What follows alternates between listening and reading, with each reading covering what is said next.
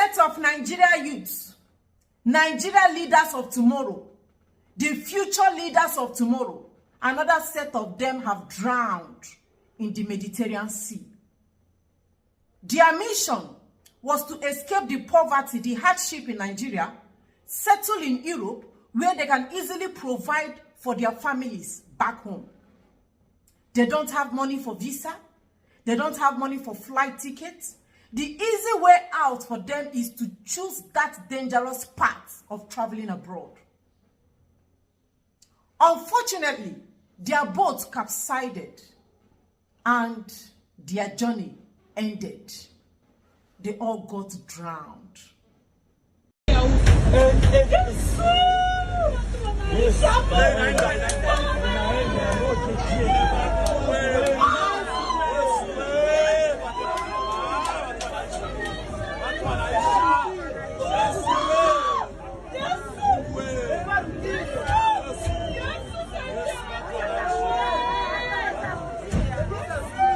Sometime in August, these same leaders of tomorrow, the future of the next generation, cried out for help because they were trapped inside the Mediterranean Sea. Oh, another. Oh, no. Everybody for water. Oh.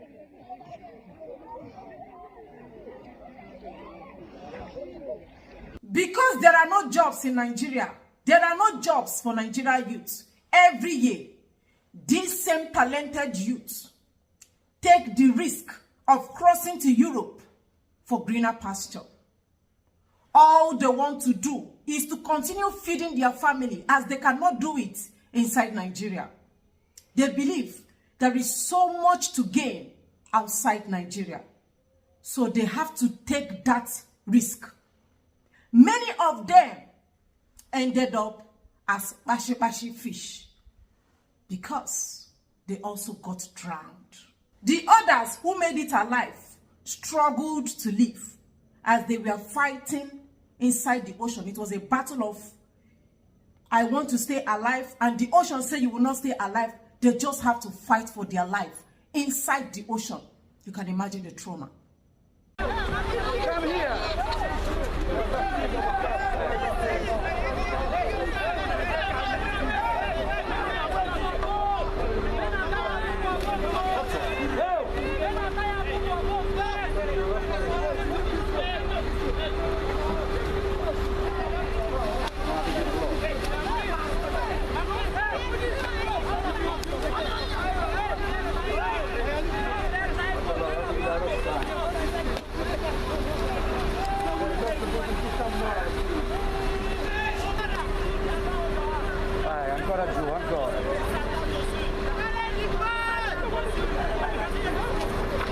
Okay.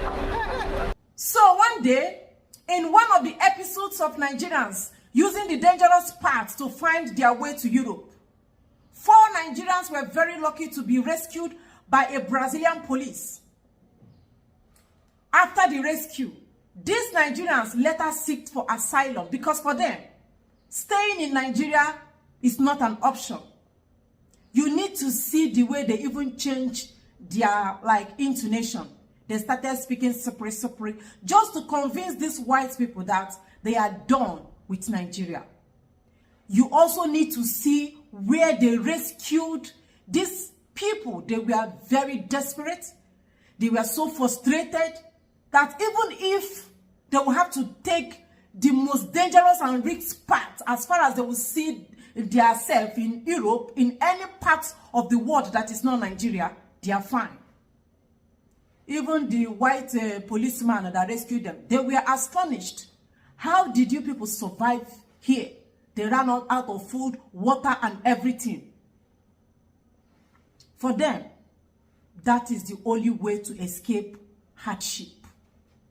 Dangerous, right? This is the moment Brazilian Federal Police rescued 4 Nigerians who had spent 14 days above the rudder of a cargo ship. The migrants had run out of food and water on their 10th day at sea. Thank God Opemibo Matthew Yeye is one of them. It was a terrible experience for me.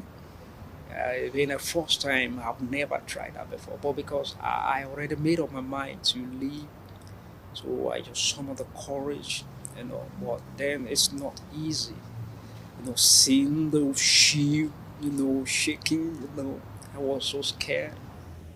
2 of the men have since been returned to Nigeria upon their request. Yeye and the other man, Roman Epimene Friday, have applied for asylum in Brazil. I pray the government of Brazil and Casamento, the migrant there, should have pity on me, have mercy on me to maybe look for a better job for me to work.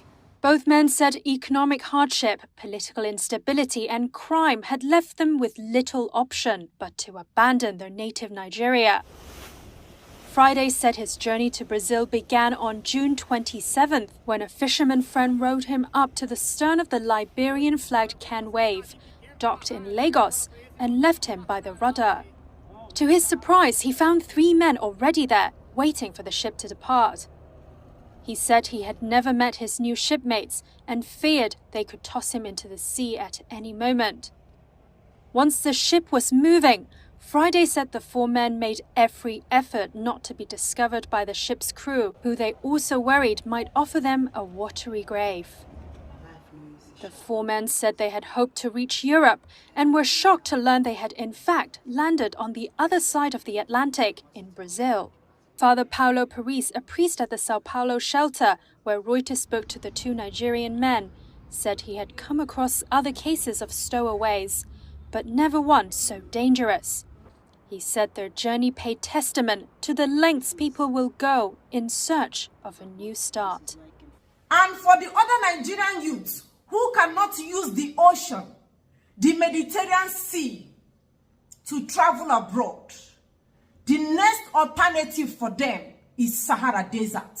They will have to walk to Europe. How will they survive walking to Sahara Desert?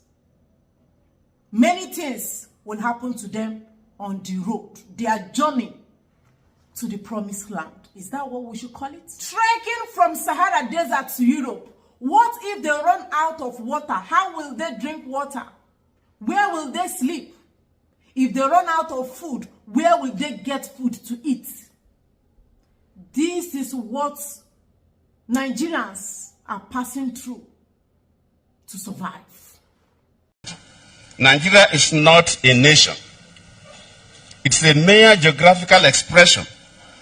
I'm not a happy person in Nigeria because we can't continue like this. We can't continue to breed poverty. That's not that's not leadership. Everybody before me spoiled everything. We didn't hire you to remind us of our past. No, it wasn't as if we appointed you. You said, I will do this. Borrowing money. Where did you carry money you borrow? He's telling you story. He says he's going on holidays.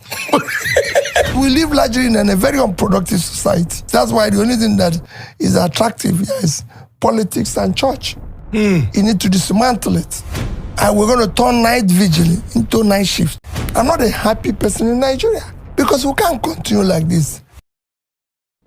While Nigerian politicians are living lavishly, this is the fate of her youth. This is what they have resorted to because there are no jobs anywhere. Can the children of those politicians trek to Europe? Can the children of your governors, can they walk from Sahara Desert to Italy? Can they swim? Can they enter boats to any part of European country? What they do is they hire private jets. They don't use public. They hire personal private jets with your money. They live flamboyant lifestyle. And this is where you find yourself. These are your children. Now so many of your children find their way. Many that survived, if they open their mouth to tell you their story, you will call for You will call for the destruction of Nigeria. Where are her leaders? They are doing nothing other than looting, just to steal. Can their children come to this level? Can their children walk to Europe? The answer is no. Now you then live suffer for. They live enjoyment for them. Thousands of Nigerians have gone like that. As of 2017, 10,000 Nigerians were recorded to have drowned in the Mediterranean Sea. 10,000, over 10,000. Not to talk of the ones that walk to abroad. You know what lion will do to them. You know what tiger and cheetah will do to them. They use them to do suya. Our youths, tiger and lion, use our youth to do suya on their way to Europe because they are walking, trekking through Sahara Desert. They run out of water. They run out of food. They lose hope. Many of them, sun, harsh sun, will just dry them up. Dryness of the throats, they will just have to buy. While her leaders are living large. While the leaders are buying expensive watches, expensive cars, living in big houses. And they don't care for their teeming youth. They don't care for the future. Every day you are the future. Future of tomorrow. The leaders of tomorrow. Look at your leaders of tomorrow. See them there. Look at them. Inside the ocean. Struggling to live. Struggling to breathe. All they want is to be able to buy food back home so that their family members will not suffer. Even the dog of your politician, they can't put them in this torture.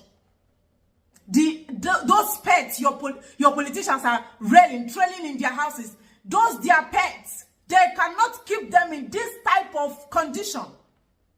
But see where your children are. Now, this is not the best way to travel abroad.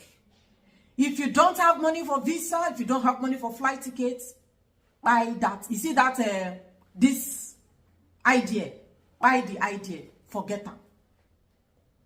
Except you say you don't like your life again. But you see this route, this is not the best option. It is better you stay in Nigeria, carry plate like Babiala and be begging than taking this route. It doesn't worth it. Look at it now. Does it worth it? How do you see your... Watching this now, how they are struggling to live. Do you want to take this route? No matter the level your politicians kept you, you have to value your life. Even if they don't value your life, please do value your life. Because there is hope for the living. Just because you people don't want to do what you are supposed to do. When you feel that people are doing this to you, don't give them breathing space. They know they give you breathing space. Why are you allowing them to breathe? Let the poor breathe. Let the poor breathe. Now only then they breathe. See you drowning in ocean. They are suffocating you. Let you breathe. Let you breathe. Not only them, their children, their wives, their side chicks, their girlfriends. Now only them they breathe. They charter plane for their wives, charter plane for their children, charter plane for their girlfriends, their side chicks to go to Dubai and you know, catch fun.